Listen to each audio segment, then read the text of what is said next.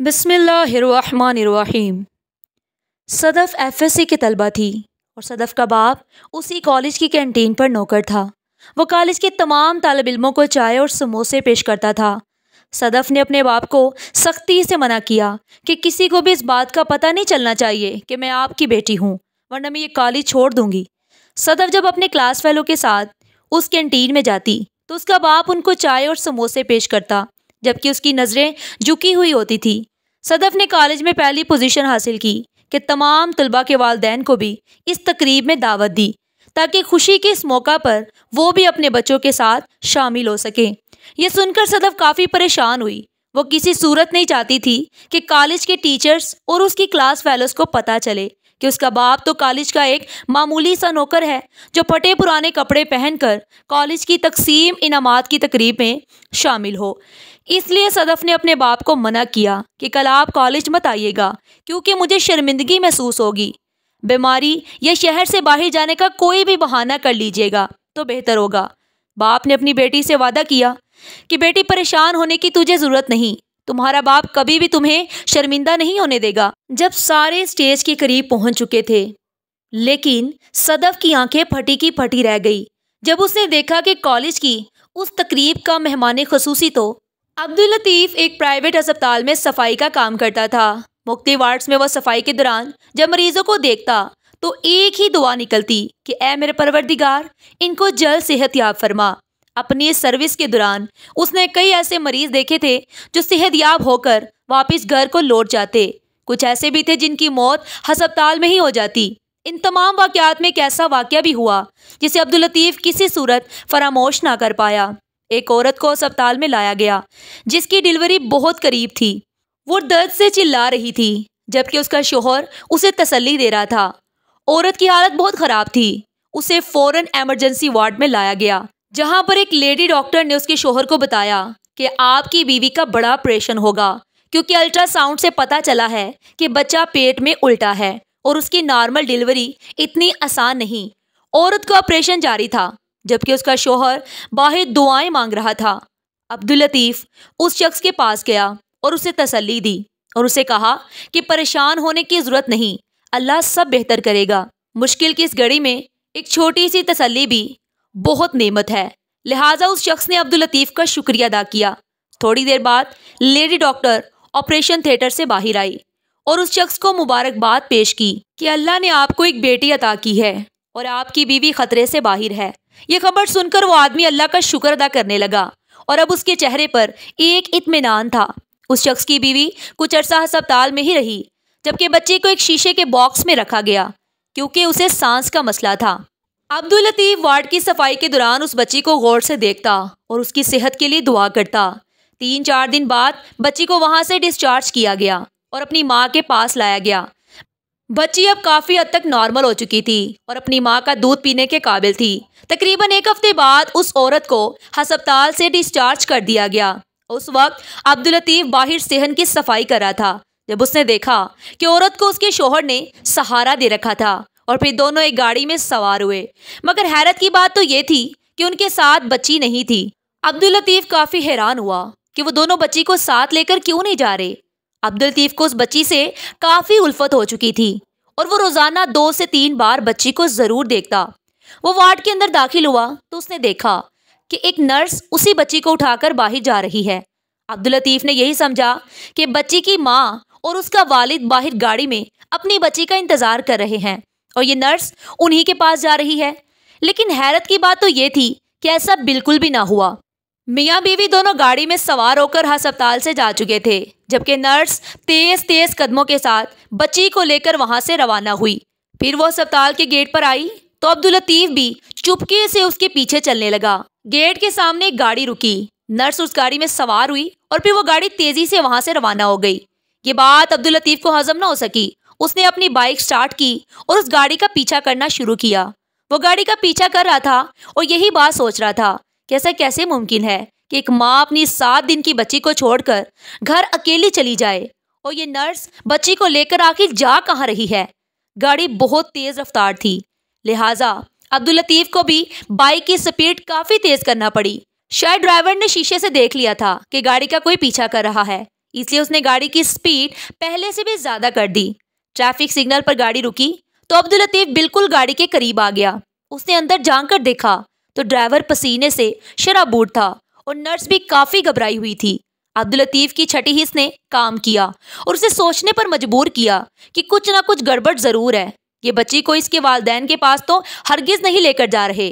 گاڑی traffic signal سے آگے بڑھی تو عبداللطیف بھی گاڑی کے ساتھ ساتھ آگے بڑھا اور پھر اس گاڑی کے سامنے آ گیا۔ ڈرائیور نے موقع کا فائدہ اٹھایا اور گاڑی کو وہیں چھوڑ کر بھاگنا شروع کیا۔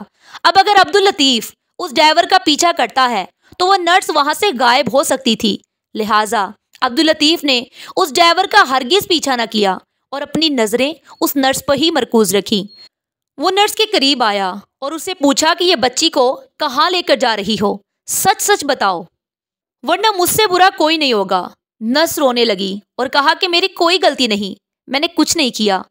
وہ ایسے باتیں کر رہی تھی جیسے کوئی چوری کر رہی ہو یا پھر بہت بڑا جرم کرنے جا رہی ہو۔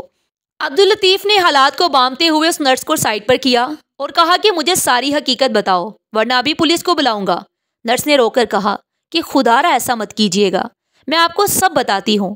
میں خود سے کچھ نہیں کر رہی بلکہ میں تو ایک گروپ کا حصہ ہوں اور مجھے اس کام کے لیے مجبور کیا گیا ہے۔ میں اس بچی کو رانی بائی کے پاس لے کر جا رہی ہوں۔ عبداللطیف نے نرس سے پوچھا کہ یہ رانی بائی کون ہے، جس پر نرس نے بتایا کہ وہ نومولود بچیوں کو خریدتی ہے، ان کو پال پوس کر بڑا کرتی ہے، پھر اس کی مرضی ہے کہ وہ بچیوں سے کوئی بھی کام لے۔ کچھ بچیوں کو وہ آگے فروخت کر دیتی ہے جبکہ کچھ کو وہ اپنے پاس رکھ لیتی ہے۔ وہ ایک طوائف ہے جس کے ہاتھ بہت لمبے ہیں اور اس نے بڑے بڑے لوگوں سے تعلقات بنائے رکھے ہیں۔ عبداللطیف یہ سن کر بہت حیران ہوا اور اس نے نرس سے کہا کہ کیا ان بچیوں کے والدین کو اس بات کا پتہ ہے کہ ان کی بچیاں کہاں پہنچائی جاتی ہیں، اور وہ سب جان کر بھی اپنی معصوم بچیوں کو ہسپتال چھوڑ کر کیوں چلے جاتے ہیں؟ نرس نے عبداللطیف کو بتایا کہ وہ بالکل اس بات سے ناواقف ہیں کہ ان کی بچیوں کو کہاں پہنچایا جاتا ہے۔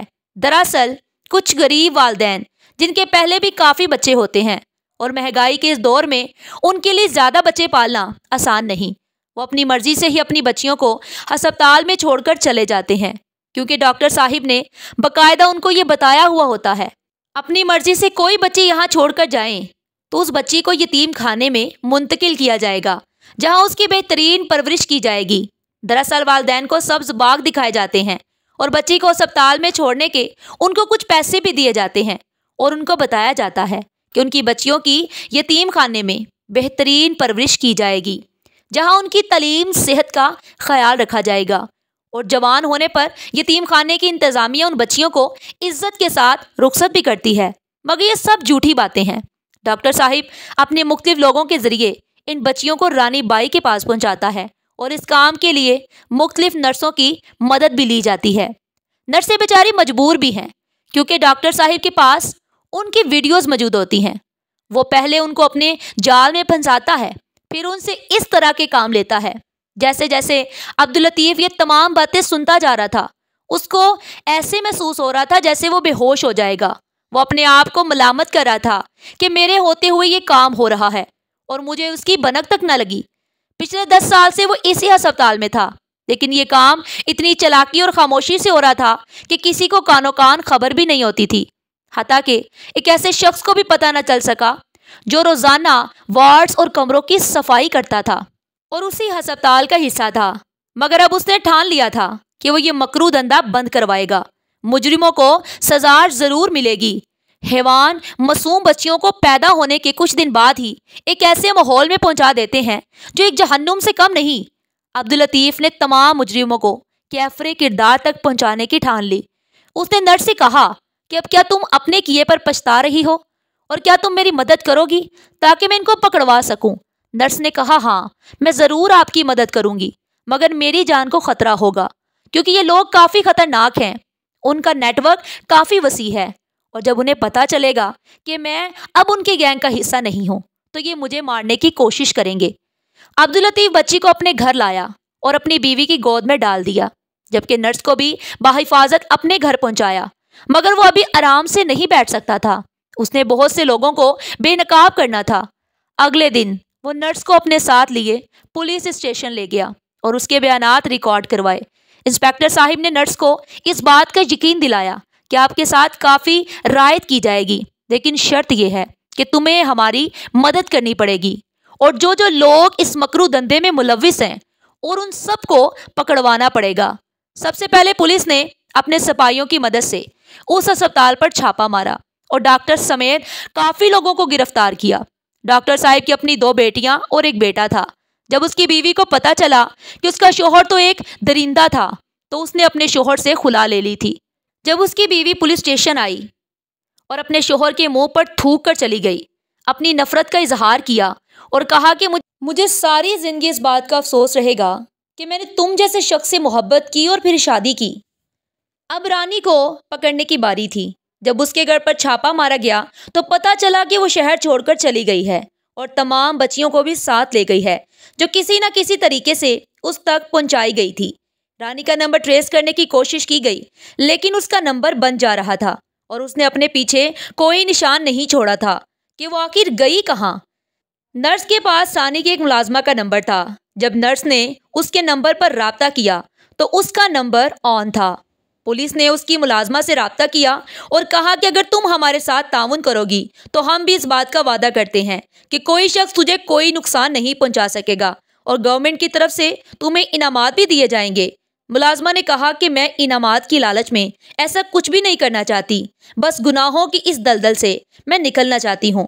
ملازمہ کی مدد سے رانی کا ٹھکانہ معلوم ہو چکا تھا اور رانی کے ساتھ ساتھ ان لوگوں کو بھی گرفتار کیا گیا جو ہمارے علاقے میں بظاہر تو بڑے معزز بن کر پھرتے تھے، لوگوں کی خدمت کرنے کا جذبہ رکھتے ہیں، لیکن اندر سے وہ شیطان تھے۔ بہت سے لوگ عبداللطیف کی وجہ سے بے نقاب ہو چکے تھے اور سب سے بڑھ کر وہ لوارث بچیاں جو رانی کے اس بتائے گئے ڈیرے سے برآمد ہوئی تھی۔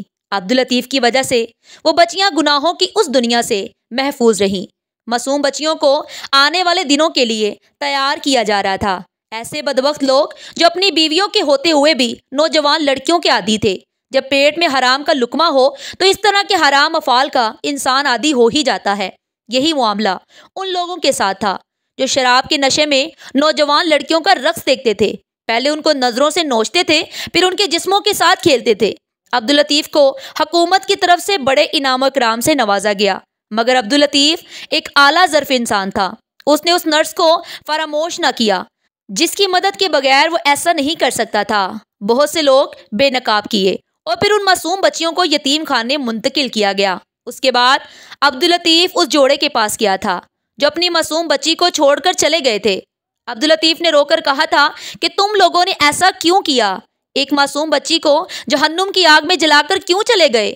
وہ دونوں رو رہے تھے اور کہہ رہے تھے کہ ہم نے غربت کے ہاتھوں مجبور ہو کر یہ سب کیا تھا، لیکن ہمیں بتایا گیا تھا کہ آپ کی بیٹی محفوظ ہاتھوں میں ہے اور ان کو یتیم خانے منتقل کیا جائے گا۔ ہمیں نہیں معلوم تھا کہ وہ ظالم انسان ہماری بیٹی کو ایک طوائف کے ہاتھوں بیچ دے گا۔ عبداللطیف نے وہ معصوم بچی ان کے حوالے کی اور بہتے ہوئے آنسوؤں سے کہا، اس کا خیال رکھنا، یہ کلی کہیں مرجھا نہ جائے۔ وہ اپنے آنسو کو چھپانے کی کوشش کر رہا تھا، جبکہ وہ دونوں عبداللطیف کے دل کا حال معلوم کر چکے تھے۔ بچی کی ماں نے عبداللطیف کو آواز دی اور کہا کہ بھائی، میں ایک ماں ہوں اور اس بات کو سمجھتی ہوں کہ آپ کا دل اس بچی کے لیے تڑپ رہا ہے۔ میں ایک ماں ہونے کے ناطے اپنے بھائی کو یہ بچی دے رہی ہوں، اس کا خیال رکھنا، آپ ہی اس کے وارث ہیں۔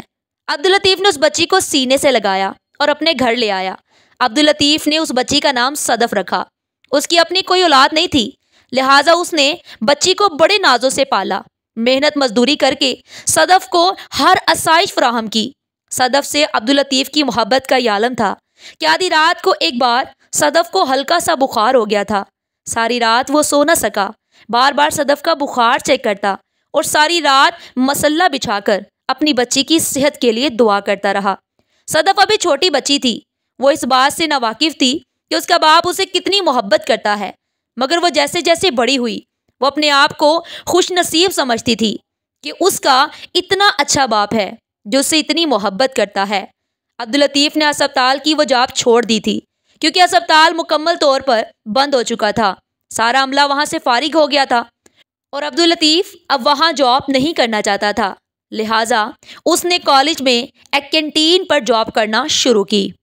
صدف ایک ذہین بچی تھی جو شروع سے ہی ہر کلاس میں ٹاپ کر رہی تھی، مگر میٹرو کے بعد وہ جیسے ہی کالج میں پہنچی تو اسے پتا چلا کہ اس کا باپ تو اسی کالج کی کینٹین میں ایک نوکر ہے جو کالج کے بچوں اور بچیوں کو چائے اور سموسے پیش کرتا ہے۔ یہ کالج بہت بڑا تھا اور مہنگا بھی تھا، مگر چونکہ میٹرک میں صدف نے اعلیٰ نمبر لیے تھے اور پورے بورڈ میں پہلی پوزیشن حاصل کی تھی، اس لیے اس کالج میں اس کا فری ایڈمیشن ہوا تھا اور ماہانہ وظیفہ بھی ملتا تھا۔ یہاں امیر و کبیر گھرانوں کی لڑکیاں اور لڑکے تعلیم حاصل کر رہے تھے۔ وہ بڑی بڑی گاڑیوں میں ادھر آتے تھے اور صدف ان کو دیکھ کر کافی متاثر ہوئی اور اس کے دل میں بھی اس خواہش نے جنم لیا کہ کاش وہ بھی بڑی سی گاڑی پر آتی، مگر اب اپنے باپ کی وجہ سے بہت پریشان تھی۔ جب اس نے اپنے باپ کو پھٹے پرانے کپڑوں میں دیکھا کہ وہ کالج کی لڑکیوں اور لڑکوں کو چائے اور سموسے پیش کر رہا ہے تو اسے بہت شرمندگی محسوس ہوئی۔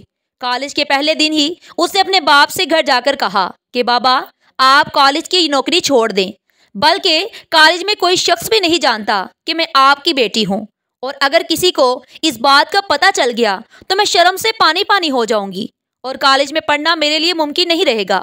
لہٰذا میں آپ کی منت کرتی ہوں کہ آپ کالج کی یہ جاب چھوڑ دیں اور کسی کو مت بتائیے گا کہ میں آپ کی بیٹی ہوں۔ عبداللطیف نے صدف سے کہا، بیٹی، یہاں کینٹین میں ملازمت کرنا میری مجبوری ہے۔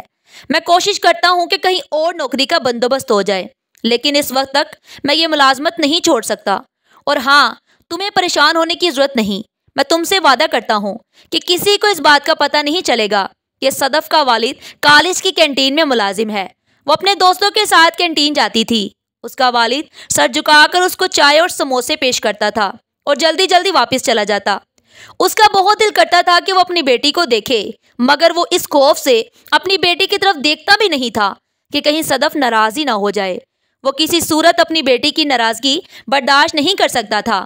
ایک دفعہ اس کی بیوی نے عبداللطیف سے کہا کہ آج صدف جب کالج سے واپس آئے گی تو میں اس سے بات ضرور کروں گی اور اسے بتاؤں گی کہ آج وہ جس مقام پر ہے صرف اور صرف آپ کی وجہ سے ہی ہے۔ میں نے کبھی سوچا بھی نہیں تھا کہ وہ ایسا کرے گی۔ عبداللطیف ہاتھ جوڑ کر اپنی بیوی سے یہی کہتا تھا کہ خدارا ایسا مت کرنا، اور خبردار اگر تو نے صدف کو کچھ بتانے کی کوشش کی تو وہ جس طرح ہر کلاس میں اعلیٰ نمبر لیتی آئی ہے اسی طرح مجھے امید ہے کہ اس کالج میں بھی ٹاپ کرے گی۔ ڈاکٹر بننا اس کا سپنا ہے اور انشاءاللہ اس کا یہ سپنا ضرور پورا ہوگا۔ عبداللطیف کی اپنی بیٹی کے لیے دعائیں رنگ لائیں اور اس نے کلاس میں ٹاپ کیا۔ نہ صرف کلاس میں ٹاپ کیا بلکہ پورے بورڈ میں 2 بار اول پوزیشن حاصل کی۔ جگہ جگہ سڑکوں پر صدف کے پوسٹر لگے ہوئے تھے۔ پاس ہونے والے طالب علموں کے لیے کالج میں ایک تقریب کا انعقاد کیا گیا اور تمام طالب علموں کے والدین کو بھی اس تقریب میں شمولیت کی دعوت دی گئی، مگر اس موقع پر بھی صدف نے اپنے باپ سے کہا کہ بابا، بہتر یہی ہے کہ آپ کچھ دنوں کے لیے شہر سے باہر چلے جائیں۔ عبداللطیف نے بیٹی کے سر پر ہاتھ رکھا اور کہا، بیٹی، فکر کرنے کی کوئی بات نہیں، میری وجہ سے تم کبھی بھی شرمندہ نہیں ہوگی، یہ بات تمہارا سر کبھی نہیں جھکنے دے گا۔ تقریب کے دن صدف کو اسٹیج پر بلایا گیا۔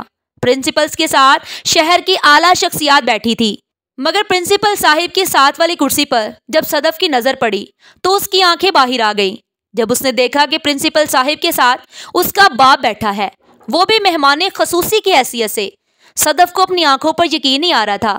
تعارف کے دوران پرنسپل صاحب نے کہا کہ ہمارے درمیان ایک ایسا عظیم شخص موجود ہے جس نے آج سے 20 سال پہلے ایک بچی کو گود لیا تھا، ایک ایسی بچی جس کی وجہ سے اس نے تقریباً 7 بچیوں کی زندگی بچائی تھی، اور وہ بچیاں آج اس تقریب میں شامل ہیں۔ یہ وہ شخص ہے جس نے اپنی جان پر کھیل کر ان بچیوں کو عزت والی زندگی دی۔ اور پھر پرنسپل صاحب نے تعارف میں ہی عبداللطیف کا وہ سارا واقعہ بیان کیا جو اس وقت پیش آیا تھا۔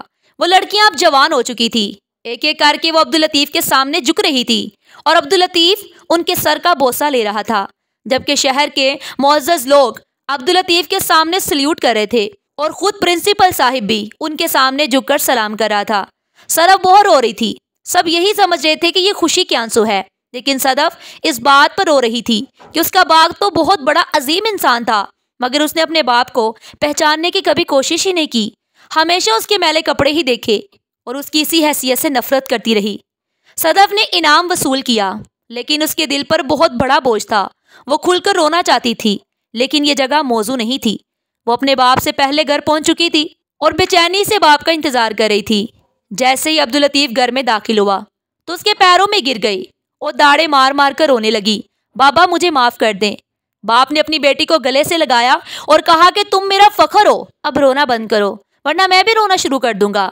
صدف کو زندگی کا سب سے بڑا سبق ملا تھا کہ انسان کو اس کے ظاہری حلیے سے جانچنے کی کوشش نہ کرو، کسی کو بھی اپنے سے کمتر نہ سمجھو۔ ہو سکتا ہے جس کو تم کمتر سمجھ رہے ہو وہ اللہ تعالیٰ کے نزدیک تم سے بہتر ہو۔ ناظرین، آپ کو آج کی ہماری یہ کہانی کیسی لگی؟ کمنٹ باکس میں اپنی قیمتی رائے کا اظہار ضرور کیجیے گا۔ ویڈیو پسند آئے تو ویڈیو کو لائک اور دوسروں کے ساتھ شیئر ضرور کریں۔ مزید اس طرح کی سبق آموز کہانیاں اور واقعات سننے کے لیے ہمارے چینل ایڈیو پن پوائنٹ کو ضرور سبسکرائب کریں۔ شکریہ۔